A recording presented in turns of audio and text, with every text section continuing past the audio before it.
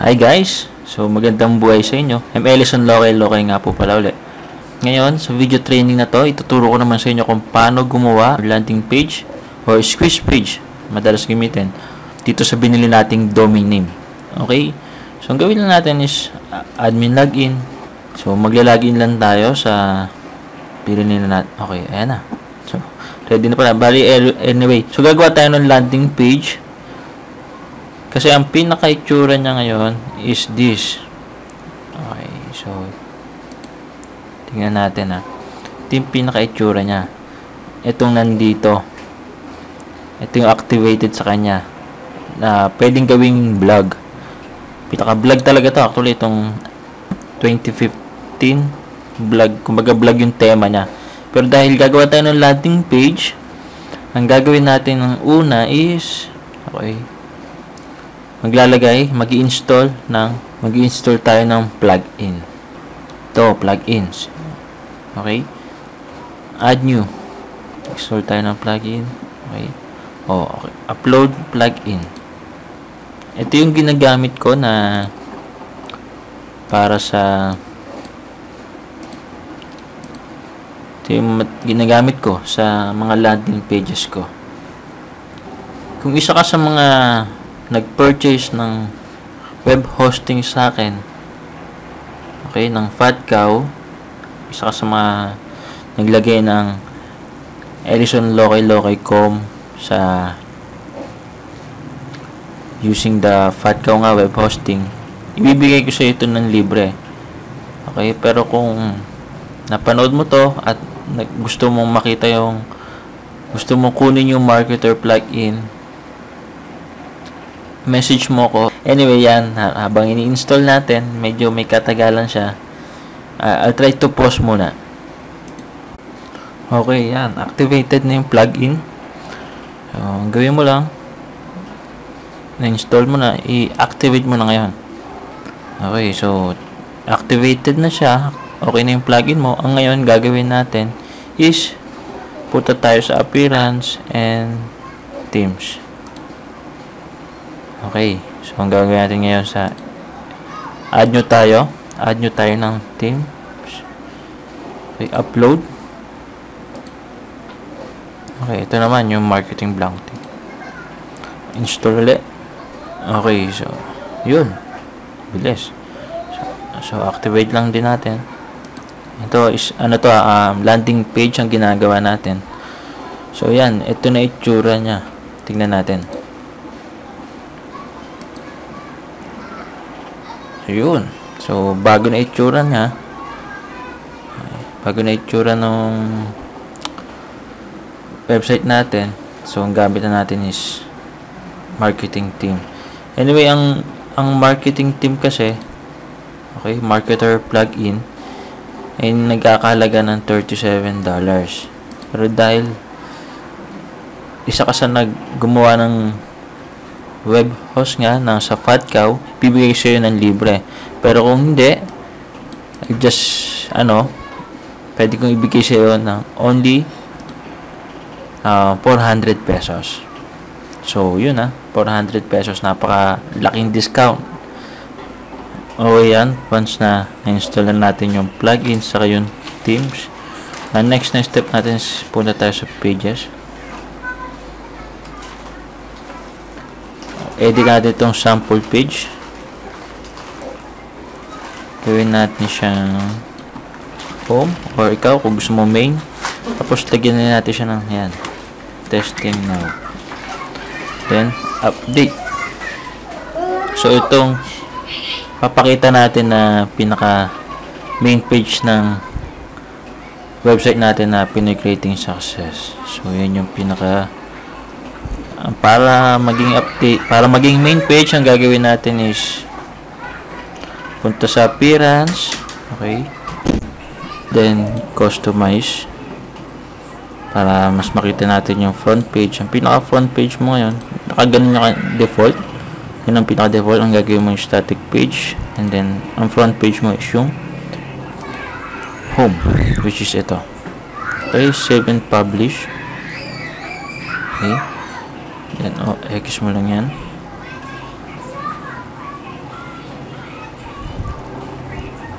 Then punta tayo sa website natin.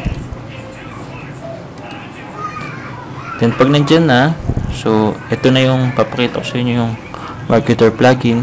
So andyan lang siya, kita yan, edit page. Edit mo yan para ma-edit mo yung pinaka front page mo. Okay? Ito pinaka toolbar niya, ito yung mga pwede mong gamitin.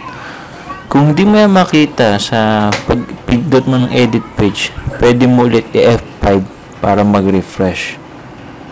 Okay? So tingnan natin yung mga pwede niyang mangyari. So template, may ready siyang ready template, quiz page, sales page. Okay? Meron niyang mga naka-ready yan. Pwede ka mamili dyan. Okay, pwede yan. At setting, pwede yan. Ang ibig sabihin setting, ito yung design na nasa labas. Border, for example, yan, no? Kita mo, okay. Tapos, border, sus, ikaw nang bahala dyan. And then, pwede kang mag-add ng title.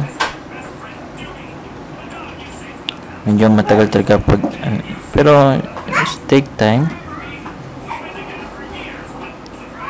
Wait lang natin. So yan, bali okay. Pwede siya. So pwede mo naman edit yan. Yan. So, for example, welcome back. So save mo lang, may iba na yan, any moment may iba yan. Tapos pwede mo rin ilagay yung text and pages.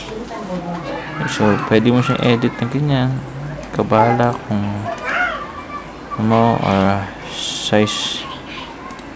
Yan. Ito may edit na mamaya. Ibayin mo lang kung gusto mo ibayin yung font niya. Mamaya. Ayan, oh. So, yan siya. Welcome back na. Pwede mo rin naman ganyan. Then, image. Pwede ka maglagay ng image. Okay? Upload mo. In a box. Sample yan. Gawa ka ng box. Kailangan mo. Almost lahat ng kailangan ng isang marketer. Ito HTML editor. Ito yung sa nilalagay yung mga get response na form or code. Lalabas yan dyan. Okay? Ang YouTube na video. Pwede rin. Okay? Graphics. Kung may gusto kong graphics. Okay? Iframe or map. It's up to you kung anong gusto mo. Yan yung nasa loob na almost lahat ng marketers. Pwede mo palakin pa nga to. Itong border na to. Design mo kung anong mas maganda mo. Okay? So, ikaw, nasa sayo kung anong gusto mo dyan. So, kung ready ka, isave mo lang. So, for the meantime, dahil close ko muna to dahil mayroon akong isip na maganda para sa anyway, yan. Gawin mo lang yan. And yan ang paggawa ng isang landing page. Wala first website o yung pinaka head page mo. Okay, ito delete natin to.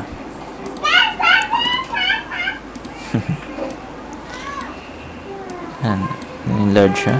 Okay, so page yan. Ikaw bahala kung anong gusto mo dyan. Para yan, pinaka landing page mo to. So, hello world. Ay lang mapindot